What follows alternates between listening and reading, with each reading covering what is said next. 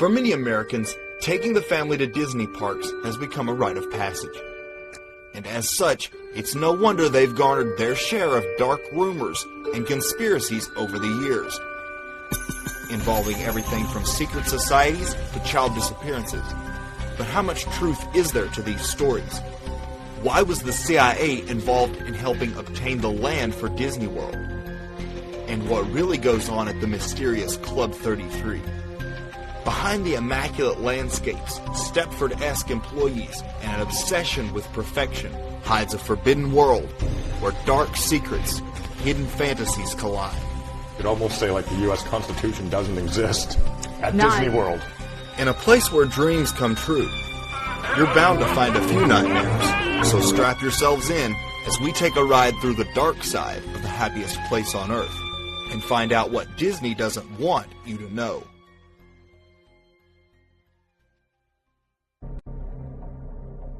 Comprising nearly 30,000 acres, Walt Disney World in Orlando, Florida is the largest theme park on the planet.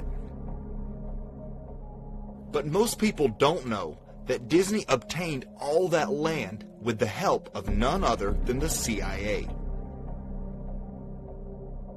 In the early 60s, the people of Central Florida started becoming suspicious. Someone had been buying up large swaths of swampland in cash under various dummy or shell corporations. Locals had caught on, and speculation ran rampant about who the real company might be. Eventually, word got out that it was, in fact, Walt Disney who was purchasing the land, but not until most of it had already been bought up. It was 1964, and something strange was going on in the central part of Florida. Large parcels of useless swampland near the tiny town of Orlando were being bought up, but nobody knew why or by whom. There was a lot of speculation in the Central Florida area as to who was purchasing that much land. Why would they be doing it? Walt chose Orlando because it offered year-round good weather, easy access to major roads, and thousands of acres of land at only $180 an acre. This financial coup was aided by the Central Intelligence Agency. America's premier spy agency not only helped Disney obtain the incredible amount of land required to build Disney World, they established 2 fake cities that would allow Disney to have total control of the local government.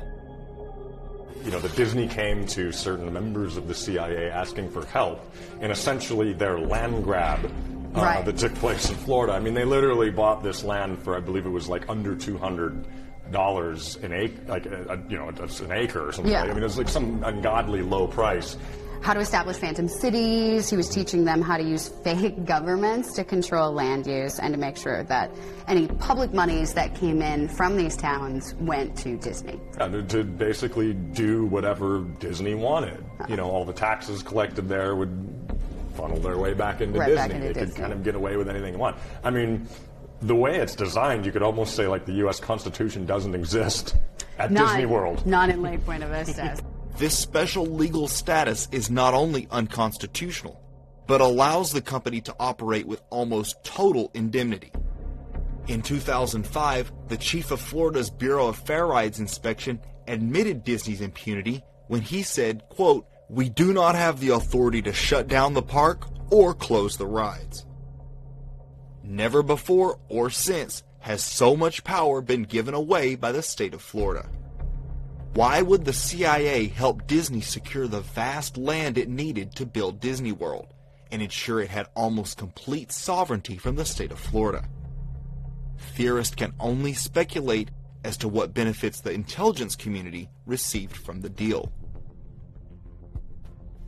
When your movements and whereabouts are constantly tracked, surveillance cameras equipped with facial recognition are on every corner, and the very thing tracking you also carries all of your money and information, you're either in a dystopian surveillance state ran by a fascist corporatocracy or the happiest place on Earth. Disney now issues wristbands called Magic Bands that use RFID to track visitors wherever they venture in the park. Radio frequencies communicate with hidden beacons throughout the park, so Disney knows where you're going and where you've been. All money and guest info is also on the band. If that wasn't police state enough, Disney even has their own secret police in plainclothes uniforms who will quickly and quietly remove any suspected malcontents. Shoplift from one of the gift shops and you'll end up in the happiest jail on earth. Of course, Disney parks are far from a cashless society. They'll take your money any way they can get it. But they are demonstrating and testing the cashless concept envisioned by the elite. In fact, Epcot was founded as an experimental prototype community of tomorrow, basically the New World Order. Visitors wander from country to country, united by one government and one currency. Disney parks are all about magic, a theme that is reinforced wherever you go. But according to some researchers, not all the magic is fairy tales and pixie dust. Disney has been accused of practicing black magic as well. According to author and researcher Fritz Springmeier, Disneyland in Anaheim, California is used for rituals and other satanic activities after dark. Disneyland was built on the mysterious 33rd parallel. Locations that fall along the 33rd parallel hold special significance to Illuminati occultists, who believe it to be a powerful ley line. Author Walter Bosley contends that the location was chosen in part due to its proximity to this mysterious parallel. According to Bosley, the famous Disneyland carousel was actually built on the exact spot where two important occult ley lines intersect.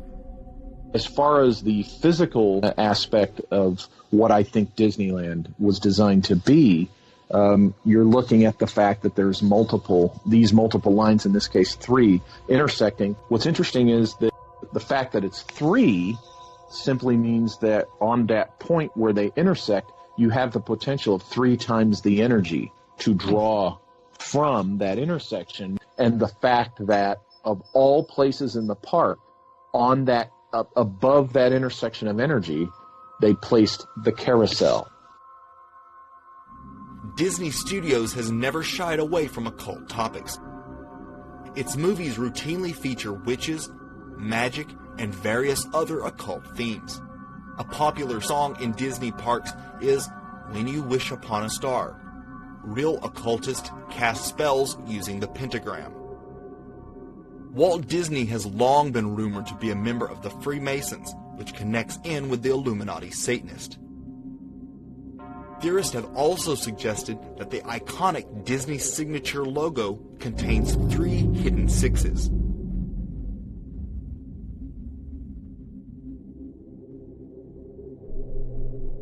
So is real black magic going on at the most magical place on Earth? I'll leave it up for you to decide and let me know in the comments. In Disneyland, hidden behind an unassuming door next to the Pirates of the Caribbean ride, is an exclusive and highly secretive part of the park, Club 33. The opulent establishment is only available to those chosen to become members. The club's membership has a 10-year waiting list, and only the elite are selected. The membership fees are ridiculously expensive. The membership initiation fee is $25,000 to $50,000, with annual dues as high as $30,000. Rumor has it the name is a nod to the 33rd degree of Freemasonry, of which Walt Disney was allegedly a member. And notice the Masonic black and white checkerboard floors in the Club 33 dining room.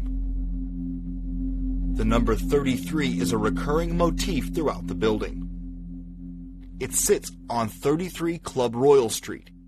When it first opened, Disneyland originally had 33 sponsors.